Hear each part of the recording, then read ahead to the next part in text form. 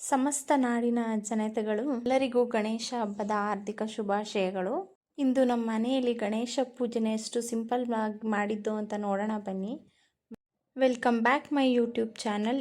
Video ನೋಡ್ತಿರೋರು ಯಾರಿನ್ನೂ ನಮ್ಮ ಚಾನಲ್ಗೆ ಸಬ್ಸ್ಕ್ರೈಬ್ ಆಗಿಲ್ಲ, ಸಬ್ಸ್ಕ್ರೈಬ್ ಆಗಿ. ಹಾಗೆ ಇದೇ ರೀತಿಯ ಹೆಚ್ಚಿನ ವೀಡಿಯೋಸ್ಗಾಗಿ ನಮ್ಮ ಚಾನಲ್ನ ಫಾಲೋ ಮಾಡಿ.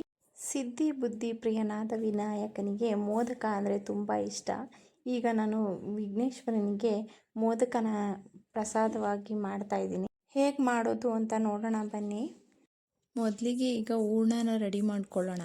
ಫಸ್ಟು 1-2 ಟೇಬಲ್ ಸ್ಪೂನ್ ತುಪ್ಪನ ಹಾಕ್ಕೊಳ್ಳಿ.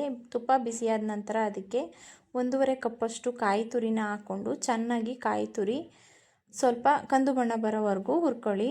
ಇದು ಕಂದು ಬಣ್ಣ ಬಂದ ನಂತರ ನಾವು ಸ್ವಲ್ಪ ಬೆಲ್ಲನ ಪುಡಿ ಮಾಡಿ ಇಟ್ಕೊಂಡಿರಬೇಕು.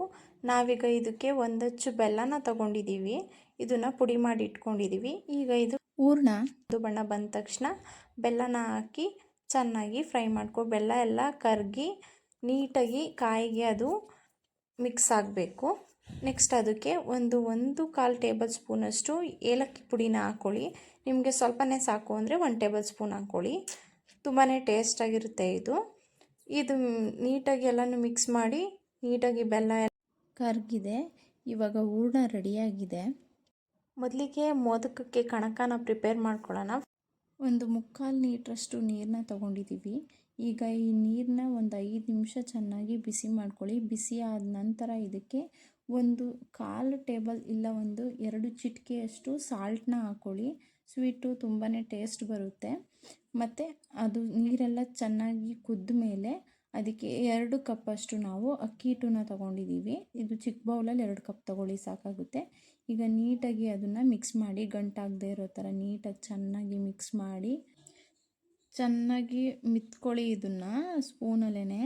ಆಮೇಲೆ ಇದಕ್ಕೆ 2 ಟೇಬಲ್ ಸ್ಪೂನಷ್ಟು ತುಪ್ಪನ ಹಾಕ್ಕೊಂಡು ನೀಟಾಗಿ ನಾದಿದ್ಮೇಲೆ ನಮಗೆ ಕಣಕ ರೆಡಿಯಾಗುತ್ತೆ. ಕಣಕ ರೆಡಿ ಆದಮೇಲೆ ಸ್ವಲ್ಪ ತಗೊಂಡು ಅದನ್ನು ನೀಟಾಗಿ ಕೈಯಲ್ಲಿ ಒತ್ತುತ್ತಾರಲ್ಲ ಚಪಾತಿ ಹಿಟ್ಟನ್ನ, ಆ ಥರ ಕೈಲೇ ಒತ್ಕೊಳ್ಳಿ. ಮಧ್ಯಕ್ಕೆ ಮಾಮೂಲಿ ಹೂರ್ಣನ ಹಾಕ್ಕೊಂಡು ಅದು ನೀಟಾಗಿ ಮೋದಕ ಶೇಪ್ನ ಮಾಡ್ಕೊಳ್ಳಿ. ನೀವು ಮೋಲ್ಡ್ ಇದೆ ಅಂದರೆ ಮೋಲ್ಡಲ್ಲೂ ಕೂಡ ಮಾಡ್ಕೋಬೋದು. ಮತ್ತು ಒಂದು ಇಡ್ಲಿ ಪಾತ್ರೆಗೆ ಪ್ಲೇಟ್ಗೆ ಎಣ್ಣೆ ಅಥವಾ ತುಪ್ಪನ ಅಪ್ಲೈ ಮಾಡಿಕೊಂಡು ನೀವೇನು ಮೋದಕನ ರೆಡಿ ಮಾಡ್ಕೊಂಡಿರ್ತೀರ ಅದನ್ನು ಇಟ್ಟು 10-15 ನಿಮಿಷ ಚೆನ್ನಾಗಿ ಬೇಯಿಸಿ ಮೋದಕ ರೆಡಿಯಾಗುತ್ತೆ. ವಿಘ್ನೇಶ್ವರನಿಗೆ ಪ್ರಿಯವಾದಂಥ ಮೋದಕ ರೆಡಿಯಾಗಿದೆ. ಈಗ ಮೋದಕನ ಇಟ್ಟು ವಿಘ್ನೇಶ್ವರಿಗೆ ಪೂಜೆನ ಶುರು ಮಾಡೋಣ. ಏಕದಂತಾಯ ವಕ್ರತುಂಡಾಯ ಗೌರಿ